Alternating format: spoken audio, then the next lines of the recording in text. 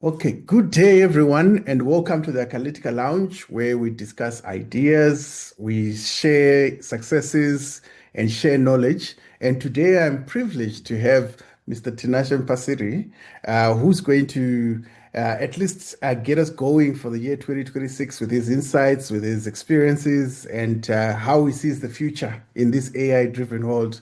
Welcome to the Acalytica Lounge, Mr. Mpasiri.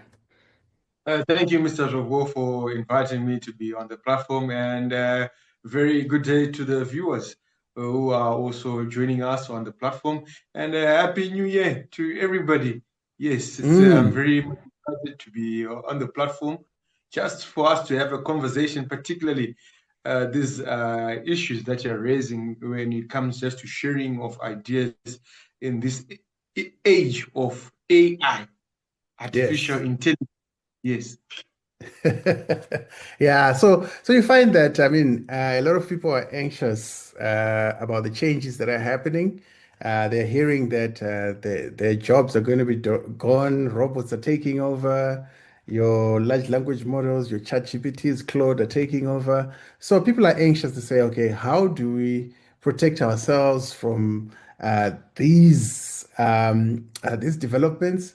And also as Africa, how can we play a bigger role in shaping these technologies? Because currently we are the product or consumers, because we were not part of the people that actually came up and were architects of these technologies.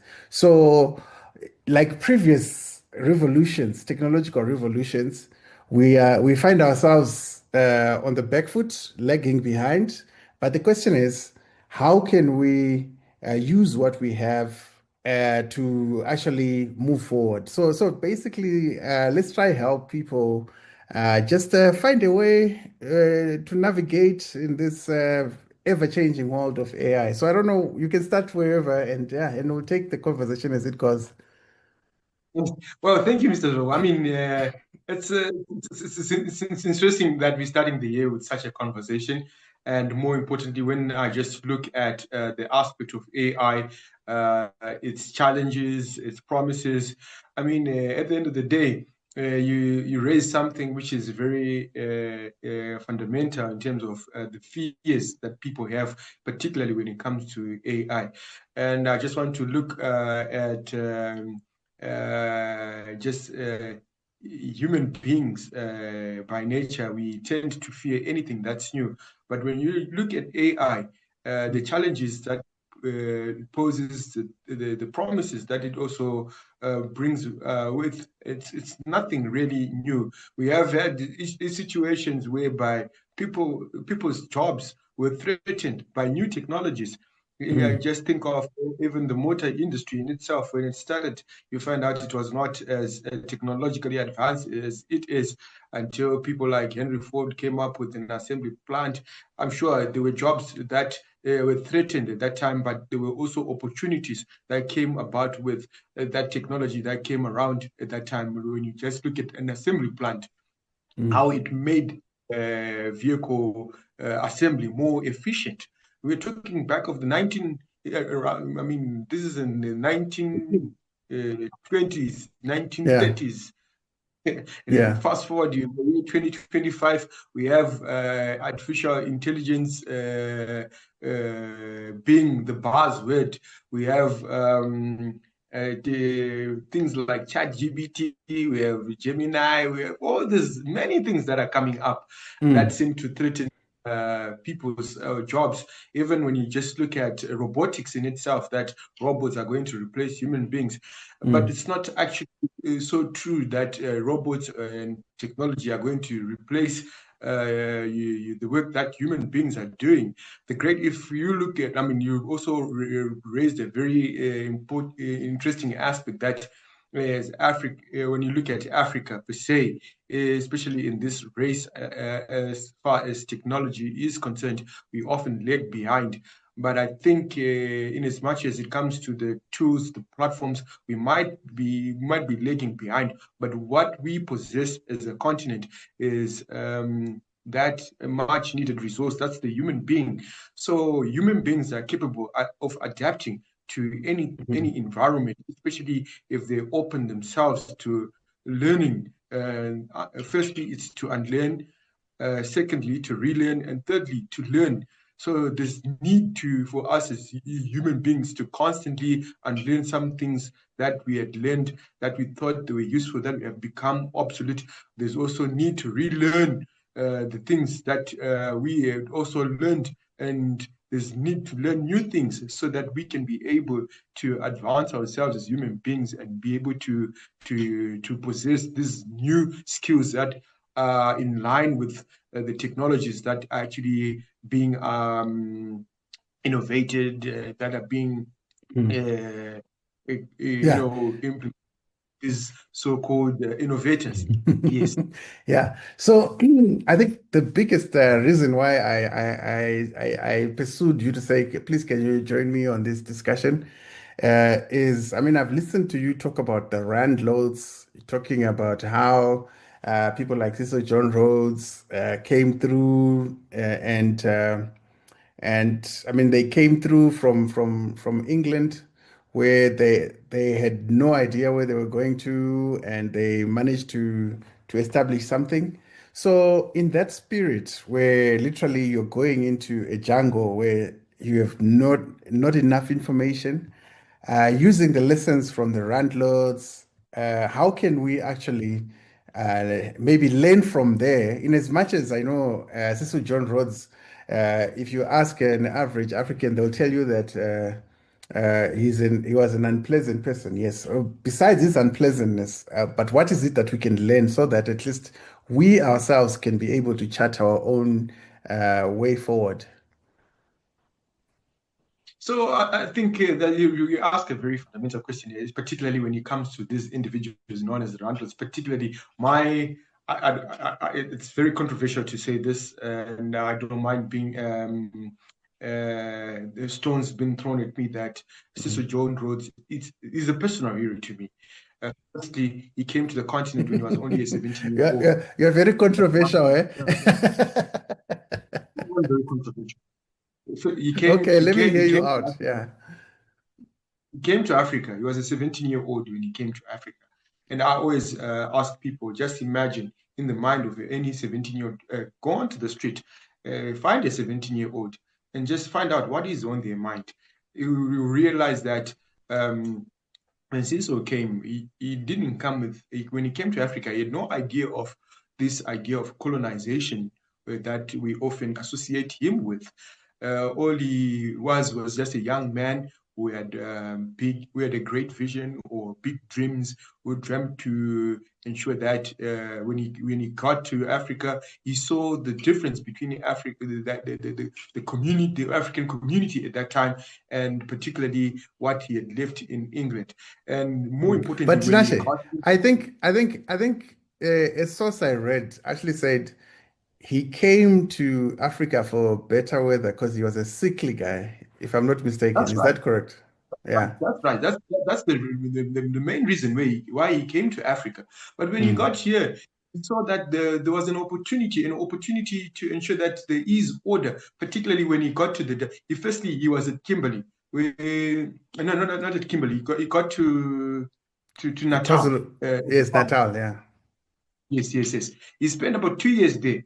And because of the drought, they had to leave after the brother was involved in diamond mining in Kimberley. He went to Kimberley and there was disorder there. It was just chaotic.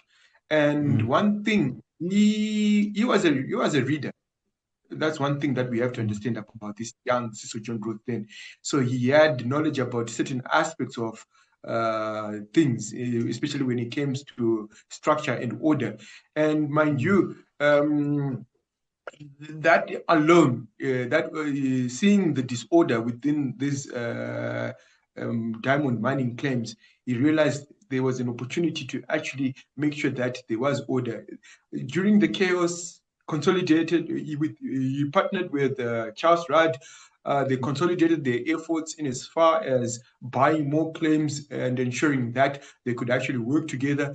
And Mm. as they did so, they also realized that the more they dug deeper, they needed tools or equipment that would enable Mm. them to dig deeper and be able to secure this precious mineral that they were digging for. So he would go to these farmers who had equipment, machinery that was obsolete in the farming space. Mm. Garden engineers then uh, refurbish this into equipment to be used in the mining space. For instance, Mm. the first thing that they did was a water pump, so that they could pump out water from the mines. So that in itself, if you look at it, you Mm. imagine how probably trying to remove water from these deep holes. They were probably using buckets. How It was inefficient. it was Yeah. very inefficient. Yeah. So you realize just a water pump changed the game in itself in as far as pumping out water from these mines to enable people who were participating in the mining to actually do it in a more safer, using efficient and safer ways of doing that. Yeah, basically safer and more efficient ways of pumping water from the mines. So that in itself, it's actually technology being introduced into the diamond mining space at that time. Yeah. And if you had to look at now, De Beers as a company which was consolidated way back there in the 1800s. So looking at, I think it was in 18, was it 1880? Or was it 1880? 1888, that's when the RAD Mm. concession was Yeah. signed. But Okay. the consolidation of De Beers was probably 1880. So, and De Beers today is still a vibrant company, still the biggest company. I think it is the biggest diamond company in as far as the mining Yeah. of diamonds is concerned on the continent. And that alone would get you to ask questions. Why, how is it a company that was established a very long time ago is still operational in this day and age? So Mm. there's quite a number of lessons that I actually drew from young Cecil Rhodes and his Mm. partner Charles Rudd. Uh, they were great at anticipating things. They tried almost anything that they could see could bring in revenue for them. And one thing that they did was also set up a company that was that manufactured ropes, because ropes are critical in the mining space, they're critical in the agricultural space. So You all know, these ventures of Tinashe, theirs, even one Tinashe, of their ventures was Tinashe. selling ice cream. I Were think you I aware think of it? I read somewhere Sorry? where it says when he actually arrived in Kimberley, the first thing that we did was sell ice. Ice, like to cool down the miners. I don't know if you know that bit. Before everything Yes, else, before because it was consolidation, before everything. 100%. Okay. It reminds 100%. me the Yeah, story of yeah, right. It was it ice. reminds me the story of Because Airbnb.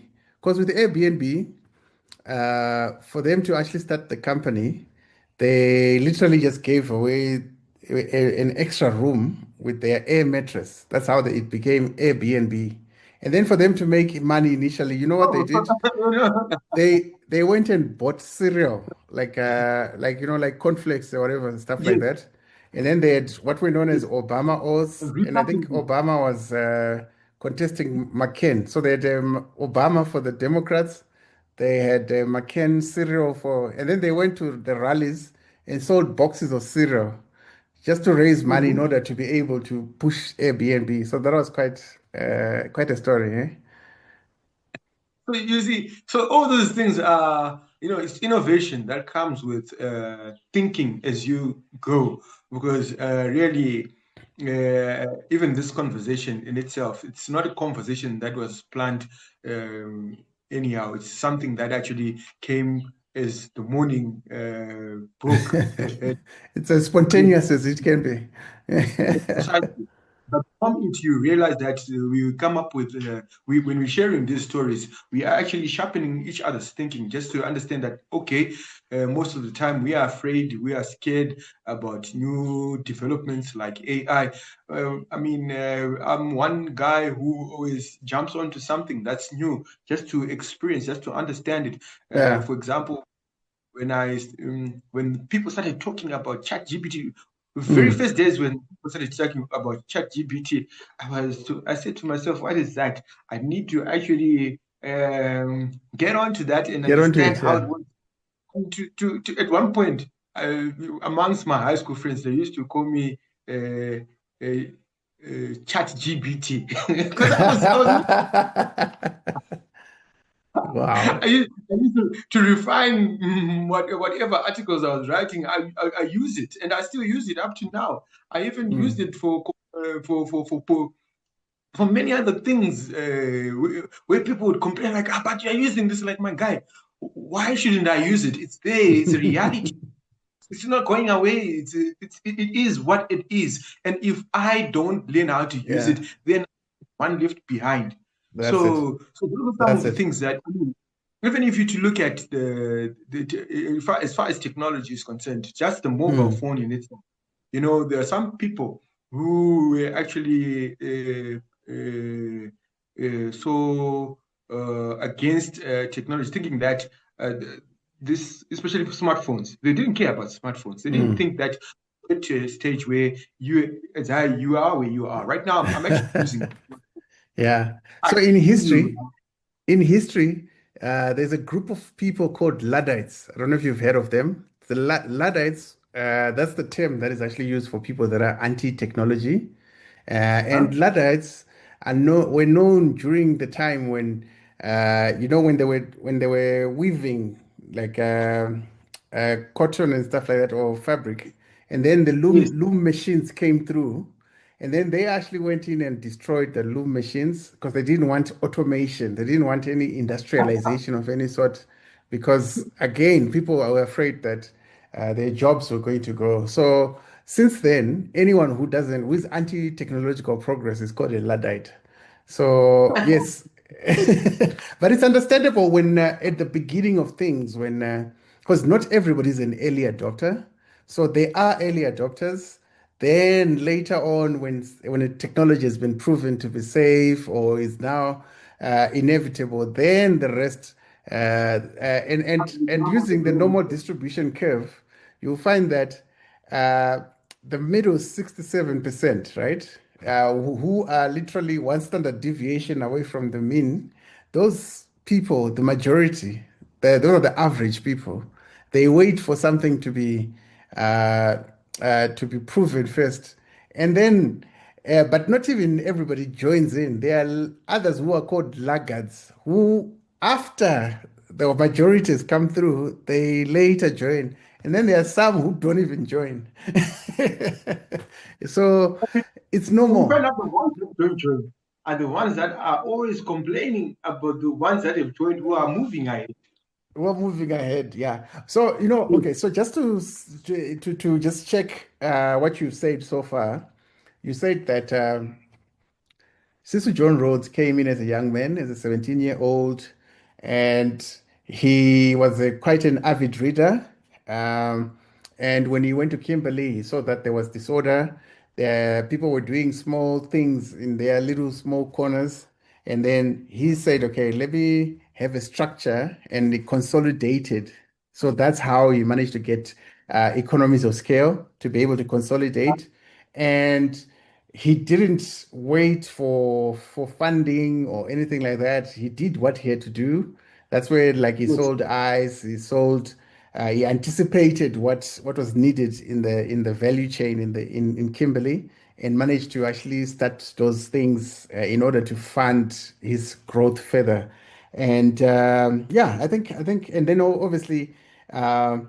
He brought in a bit of technology as well with the water pump for efficiency and safety. So now I want to move on to the thing that everybody's talking about, but people don't even know what it really means.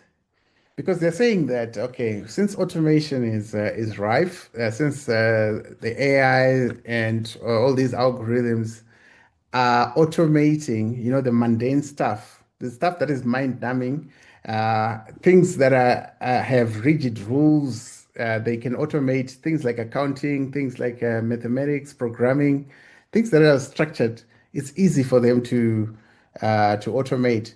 But then they're saying those things like empathy, where there's fuzzy logic and stuff like that. That stuff, apparently, that's what makes us human. So people are saying that's what we have to hold on to now. That's all we have, our humanity, our humanness. So how can we exploit our humanness in order to remain relevant? Or should we teach these machines to also be empathetic, emotional, and such that we know that we are outsourcing everything 100%? I don't know. What's your take on that? And that's a very interesting question. Machines will always remain machines, and human beings will always remain human beings. And I don't think that we'll be able to export the emotions to machines. Emotion, and I mean, think about just that companionship, that love. I mean, at the end of the day, I can't. I'm sure you need that touch, that human touch is even just to hug somebody to say, "Oh, But my a, but a, darling." but a robot can hug you. A robot can tell you that it loves you. So, what is It can do love? all that. It Yes, can do all that. But yes. there's something but about us human beings What that is is that so thing? different. What is That, it? you can't even touch it, to be honest. Uh, It's the human spirit to start off with. That human spirit. Because the moment I'm gone, I'm gone. If I yes. if I fall down today and die, I'm gone. There's no more Tinashe. So it is Yeah. that thing, that human spirit, So, which so, we so, cannot uh, go to. you see, people that say that machines can never have emotion, can never have empathy and stuff like that. They say that it's because right now they could be showing signs of that, but they're just imitating, right? But now, That's right. you as a human being, right? Right now, that fashion, I see you're wearing a very fashionable jacket and a black t-shirt. You are not the one who came up with that. You're imitating someone. You saw that somewhere. The That's food you right. eat, the music you listen to, everything about you is a sum total of something you've seen somewhere. We've been influenced, and you're just imitating. So, aren't we imitating machines as well? To imitate machines, I doubt that we're imitating machines, because Uh, whatever has been programmed in machines, it came from a human being.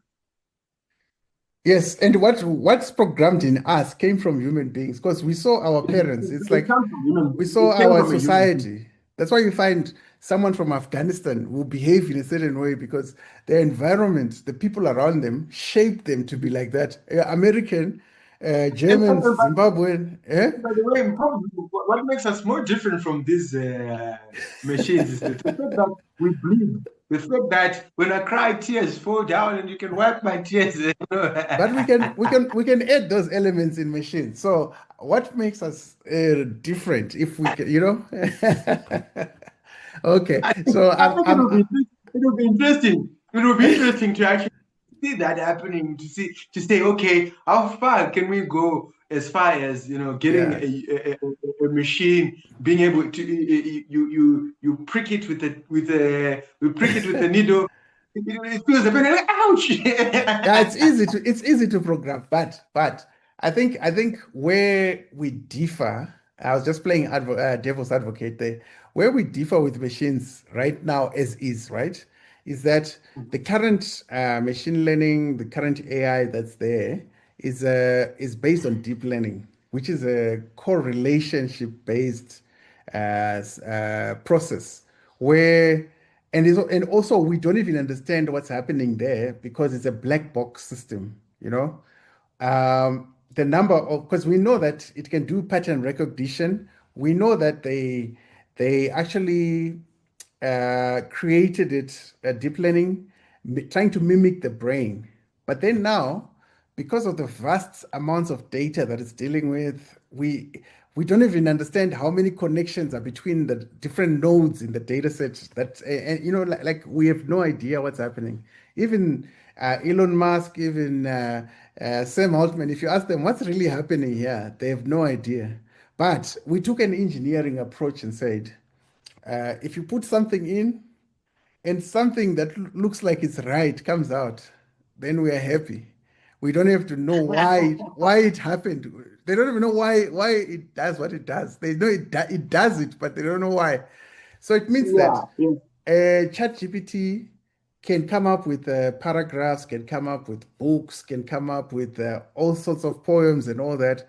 But itself, it doesn't even understand what it's doing because it's a statistical machine. All it's doing is saying, uh, based on the vast amount of information that I've read on the internet, what word is most likely to come after this, so doing so, it's iteratively coming up with words and it can come up with a whole paragraph, but otherwise it's just statistics, it's probability.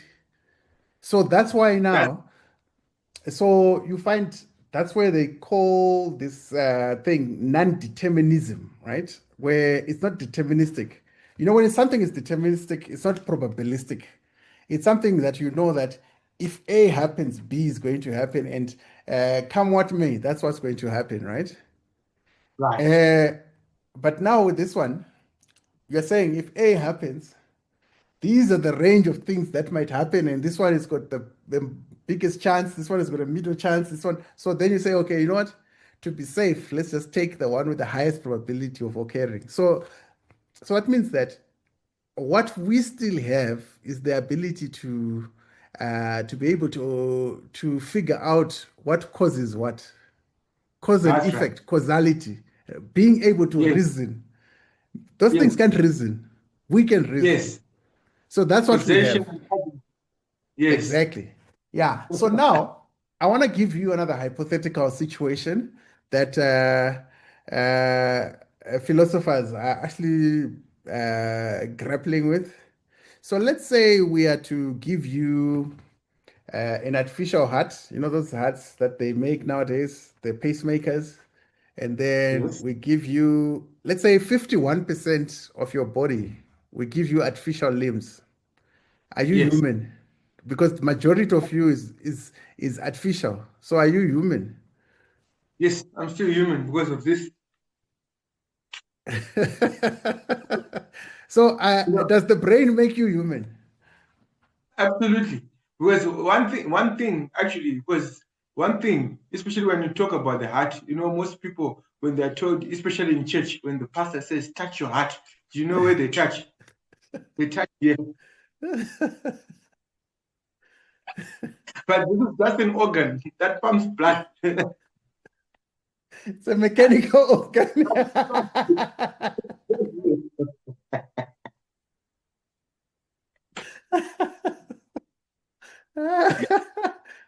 That's funny. Okay, yeah, okay, continue. Sorry. I don't think there has been any surgeon who has successfully come up with the artificial brain and placed it in a human being, saying now you can go out there and No, but and get Elon the. Musk is doing it with Neuralink, eh? I don't know if you've seen those experiments of the. I read about Neuralink. I think it's almost 2011 when I started Mm, learning about Neuralink. When they were testing it on monkeys, yes, because yeah, that's when I first read it about it. I was so interested in it, like how does this thing function? Okay, mm, my understanding is that it doesn't actually get the brain to do the work that the normal brain does. But yeah, however, the technology is used yeah, to pass information from the brain of a human being who has had a certain disability, so yes, that it can be interpreted through a machine. So yeah, the core function of the brain, I don't think there's been any advancement in terms of producing an artificial brain. And yeah, it will be interesting. I mean, life is interesting. We look forward to all those things to see whether it will ever happen. Because sometimes there are some. I mean, in our communities, you hear that that one, his wires. They've touched. Oh, the wires have touched. Eh? Okay, so uh, going back to my original question in one sentence, what makes you human? What makes me human? Uh, It's the ability to actually reason, the uh, ability to think, uh, and more importantly, what causes me to do things, and that yeah. agency to do that. What makes me human more than anything else. Okay, so now let's go to the next point that I want to look at, where people are always saying we in plural, right? But then you know that when you're born, you're alone, you'll die alone, you run your dash on your own, right? Uh, Correct. and truly speaking, the, without individual agency, society as a whole suffers. And society is a very weird thing because society, you can't touch society. It's an idea, it's a construct, True. which True. if we right now, if we say we are a society, the two of us around the ideas that we're talking about, then yeah, we are a society. We can even call ourselves the midday talk society, you know. True. True. Right? So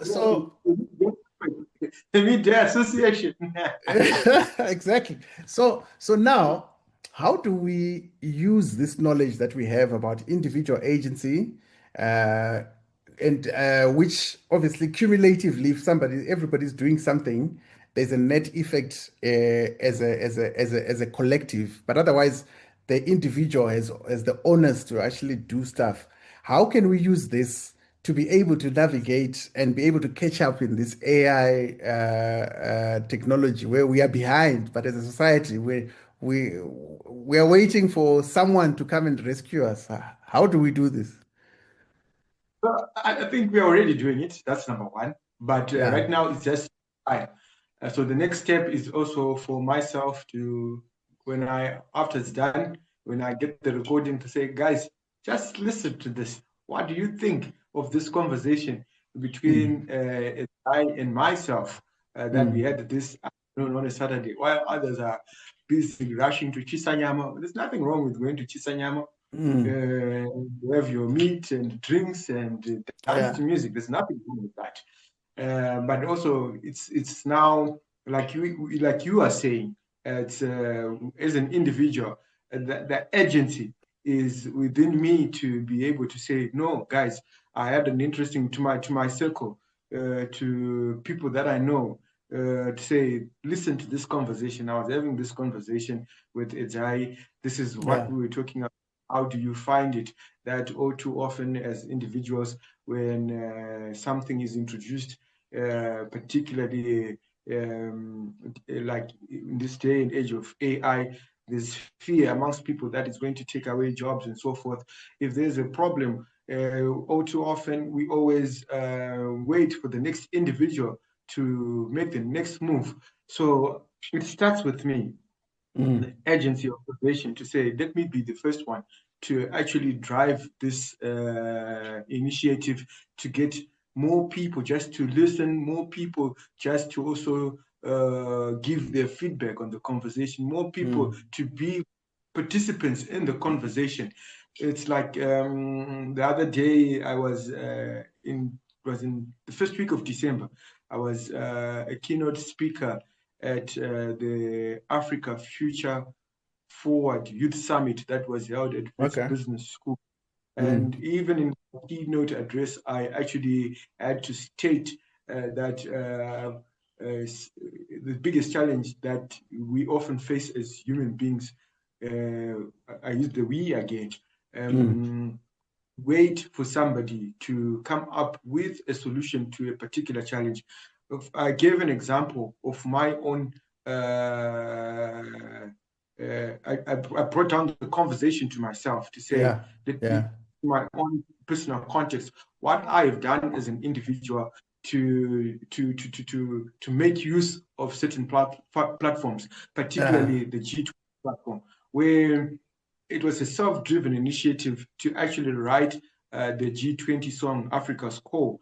And the uh, reason why it was from an understanding that people were not aware what the G20 platform is all about, that it is just one platform in as far as, uh, advancing even international relations is concerned. So even the aspect of saying international relations, to say, why does America have an embassy in South Africa? Why does China have an embassy in South Africa? So that alone was, why do they even have ambassadors coming into this country and reporting to their countries? Say, yeah. let be that Yeah. of light that then passes on the light to others, for them to be aware of these needs, because we find ourselves more even boxing amongst ourselves to say, to hell with America, we must be friends with Putin and Jinping.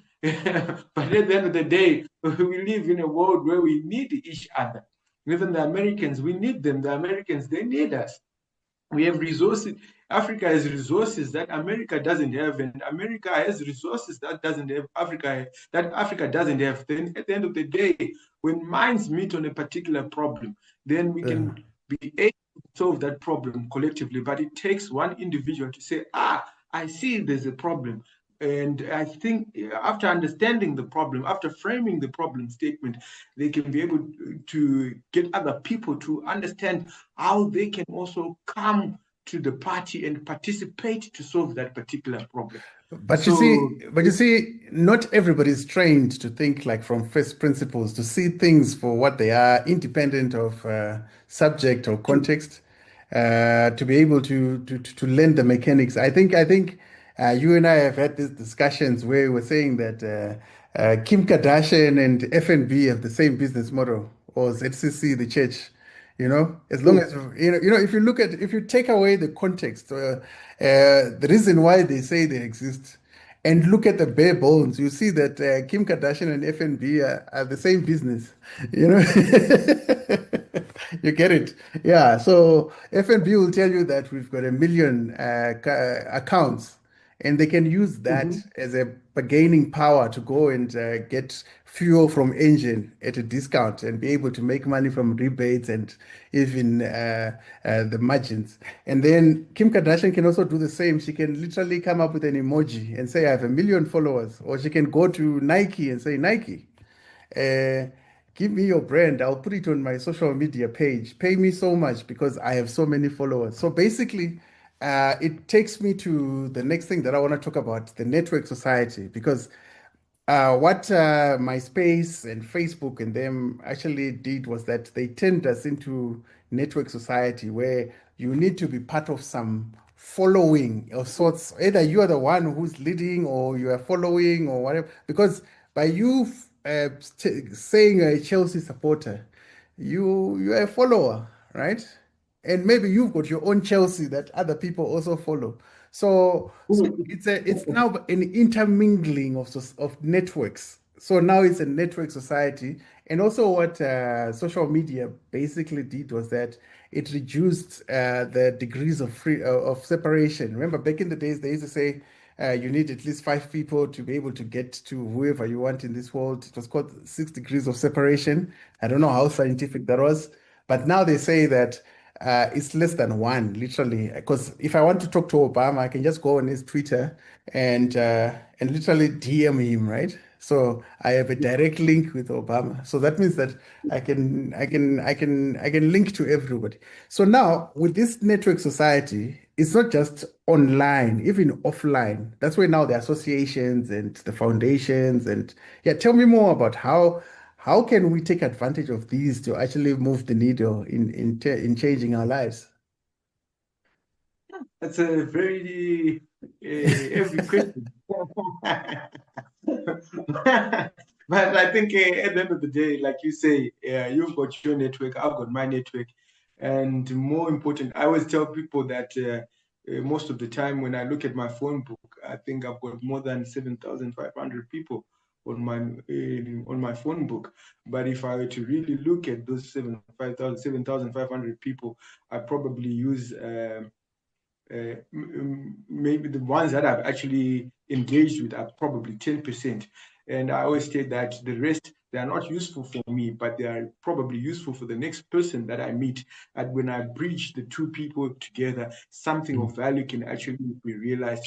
So I think at the end of the day, like you also stated that not everybody is trained uh, and is wired to not everybody is trained, not everybody is also wired to think like how I'm thinking. So it also takes myself being able to teach others to think that way, and those who see value from what I teach them, then they can be part of this gravy train. Those who see no value, they will keep on the track that they remain on. So Yeah. it's important to actually make use of these networks at the end of the day, whether it's online or offline, Mm. to ensure that just ideas, for instance, if I don't have a conversation with anyone, if I remain on my own in my little corner in my room, then I'll be whatever I know is the only thing that I'll know. I'll never know about what's going on outside. So it takes a lot of courage also to say to go out there into the world, to say let me just go out, let me step out. When I meet the next person, let me engage them, let me try to find a common something that we can have something that we can Common have a ground. Yeah. commonality, Mm. a common ground on. If it's football that brings us together, then let's meet in the name of football. And whilst we are watching football, let's also look at what it is in the football value chain that we Yes. can benefit from. If we are going to sell Chelsea jerseys together, why? Let's do it Why so that. not? So, and even as Chelsea supporters will say, so you drive? Yes, I drive. What? Where do you buy your fuel? And how much are you buying your fuel? Or do you You eat your know, noodles? it Well, reminds me we can use of this Instagram video, TikTok video that I saw recently, where the wife was saying, I was asking the husband who was watching AFCON. He was like, "Hey, why doesn't Zimbabwe put in Mbappe?" And then imagine. and then the husband is now trying to explain, saying, "No, no, no, no. Mbappe plays for Real Madrid." And then the wife is like, "No, but you told me that you guys bought Mbappe." So so so then and then the wife was like, "Ah, but you can't even afford groceries in the house, but you're buying Mbappe for so many millions." Because the guy takes ownership of Mbappe. Is like, we Liverpool, we bought like you know how soccer. So that's the ownership that's needed for many things. So taking ownership is critical. Yeah, I think that in as much as it is there's ignorance, there's also in that particular video, there's an element of ignorance. So I think ignorance Yeah. is one thing that is very important in our lives that allows us Mm, to celebrate ignorance. It helps us to also think. mm, How do we articulate ourselves as individuals to other people? Like you are saying, when the wife was like, "You bought Mbappe." How do you best mm. articulate yourself to say, "No, baby, I support a football team called Real Madrid. So by Mm. virtue of support Real Madrid, I now belong to this family called Real Madrid." And Yes. when Mbappe joins Real Madrid, this is the process. So Yes. we should be celebrating the ignorance for starters, because I think the biggest challenge we want to often maybe I keep on saying we, Yeah. but the Yeah. we is something that we are so you see I keep on I don't think we can easily take it out from our Mm. conversations, the we That's it. part. So So, so if so we celebrate it, talk about Real Madrid. I don't know if you know the ownership structure of Real Madrid. So I want, it's actually an example of a network society that came and gathered around the idea of football, and they came up with the idea of Real Madrid. So I've just opened it up here. It says there's a group of people that is the fans of the club called socios, socios. So Real Madrid socios are the club's fan owners. That means that the fans own the club, right? And then Perez is just the manager, he's the CEO, but he's representing the fans. So that means that fans are actually shareholders in the club, which is something that we could literally be shareholders of anything that we set our mind to, literally. That's how we exploit the network society. So now, I mean, you mentioned something interesting around ignorance, and ignorance is rife until there's an intervention. So, how do we cure ignorance, especially in the AI age? Should we be following models from the first industrial revolution, or even this thing of having 40 kids in a class and listening to one person as if they are the fountain of knowledge? That model has been broken, you know. So, in the current scenario, how are you curing yourself from ignorance? Maybe then we can maybe use that as a template. well, I'm curing myself from ignorance. Right now, you just mentioned something that I just heard in passing at one point, particularly when it comes to the example of Real Madrid, to say that it's actually owned by the Real Madrid socios, which are basically the fans. So I didn't know. But the challenge is when if I step up and pretend to know to say, yeah, I know, then you would not have gone deeper to tell me that this is the structure that is there. It's Real Madrid socios made up of this, and this guy is only X as the CEO. So personally, I've pretended like I've stopped pretending like I know everything. I'd Mm, rather be the first one to raise up my hands, like, no, I don't know, and I want to learn. I want to understand. nice. So that's the first basis of curing ignorance. And I think most people, even myself, at one point, I was afraid of exposing my ignorance because I thought that by exposing my ignorance, people would laugh at me like, that one, he's a fool, he doesn't know anything. But I've come to realize that the things that I know in this world are actually limited. It's just a grain of sand. If you look at, I once did a calculation to say Mm, 8 billion people in the world, and I'm one out of 8 billion. What mm. knowledge do I possess? When I calculated it, I got 0.000000000000013. So Yo, it's 13 zeros before the one. So why should I go on pretending like I'm knowledgeable than anybody else? But if I know something at that very moment that somebody else doesn't know, then let it be an opportunity for me to pass on that knowledge without bragging to say, my God, I'm the. I'm the guy. I'm the guy. Wow. And you know, I mean, our experiences are unique as individuals because we might be living in the same house, same everything, but our experiences in life are totally unique. They will differ, you know. So that uniqueness already means that knowledge is different, you know. Absolutely, 100%. 100%. Even identical twins, they are not different. No, They even even go to the same school, same class. everything. The Wow. other one will Okay, tell, so yeah.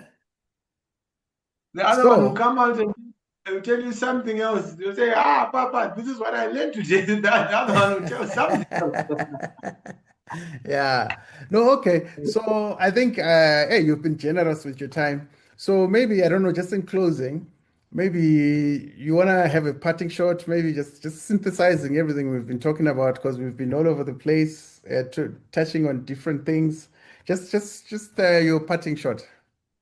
Yeah. So my parting shot, last year I called the year 2025, 2025, 2020 life. as in Live. Like right now, I'm live. Nice. I was alive to possibilities. I was alive to opportunity. I was alive to trying out even AI. And Mm. 2026, I call it 2026. A 2026 fix. for me to fix what I got wrong in the previous year. So Mm. my parting thought to the listeners, to the viewers today is that at the end of the day, but just coming from this conversation, the most important thing for us is to actually celebrate ignorance. Once we celebrate ignorance, we can be able to fix the problems that we face amongst ourselves in our little communities so that we Mm. can be able to build these communities that work for all, and more importantly, establish institutions that can best serve us. So it's imperative that we continuously have this kind of conversations each and every this is the starting point. We can do it every Saturday. I'm willing to avail myself every Saturday Mm. just to have this conversation. But the That's next it. Saturday we have this conversation. I won't come along. I'll bring along somebody so that Mm. they can also the conversation, That's and it. we can grow this to be a bigger platform where That's it. we share our experiences, we share insights, and also exchange ideas That's so it. that we can be able to solve the human challenges, the problems that we face on a day-to-day That's it. basis. Nice. Yes. No, no, no. Thank you. Thank you very much. I mean, it's Saturday afternoon. I didn't even have a plan. So you became my plan. And this conversation, we could have been having it in a bar somewhere, offline. But we decided to It's say, you know what? true. Let's record this thing whilst we are just sparring with ideas. And who knows? Maybe someone is going to listen to this and it's going to be life changing for them. So I really appreciate that. Thank you very much. And yeah, Thanks to you, Mr. Robo. I really appreciate being on the platform. And by the way, maybe it shows on my side. I saw it clearly shows your name. It's Edzai Zvobwo. So maybe when you share this video, people will be asking, what is this Bof Juro? So Bof, it's just an idea banking on African future. And yeah, Juro, just a rule of laws. These are just two ideas that I've combined that I can bank on another individual for us to yes. secure. Uh, I want in that Africa is underpinned by justice under rule of law. Is both, So is it an acronym? it's an acronym, yes, BOAF. Then Juro is Yes. also an acronym. So both is an acronym for banking on Africa's future. Then Mm. Juro is an acronym for justice under rule of law. Okay, okay. No, that sounds amazing. So, because rule of law, I mean, without rule of law, how can you be wealthy? I followed a long time ago. All right. No, thank you very much, Mr. Thank you so Mpasiri. I much. appreciate it, and Have a take good care. All right. Thank you for day. joining us on the Acalytica Lounge. It was a very interesting discussion that we had with Mr. Tinashe Mpasiri. You can follow him on his socials. What are his socials, by the way, so that people know where to find you? On LinkedIn, it's Tinashe Mpasiri. It's Tinashe, Tinashe Mpasiri, Mpasiri. It's one word. So on Nice. LinkedIn, on Facebook, on Twitter, but Twitter, Twitter.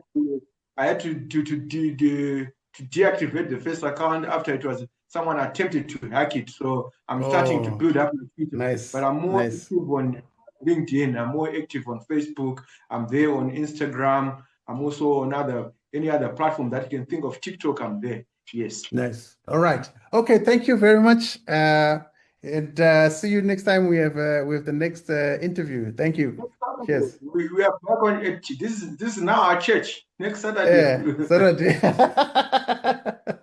All right. Cheers. Okay. Bye. All right. Good. Bye. Okay. Bye.